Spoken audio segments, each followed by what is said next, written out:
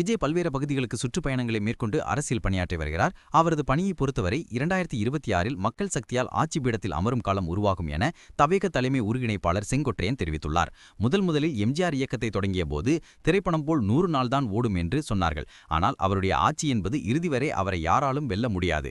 இன்று விஜயை பொறுத்தவரையிலும் எம்ஜிஆர் வழியில் இன்று அவருடைய பயணத்தை மேற்கொண்டிருக்கிறார். அவர் வாகனத்தை பொறுத்தவரைக்கும் அண்ணாதுரை எம்ஜிஆர் திருவுருவம் தாங்கிய வாகனத்தில் தான் சென்று கொண்டிருக்கிறார்.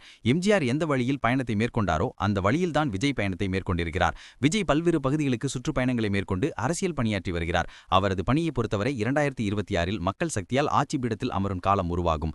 அதிமுகவில் இருந்து தவேகாவில் இணைபவர்களை குறித்து இப்போது வெளியே சொன்னால் பிரச்சனை உருவாகும். இவ்வாறு செங்கோட்டையன் கூறியுள்ளார்.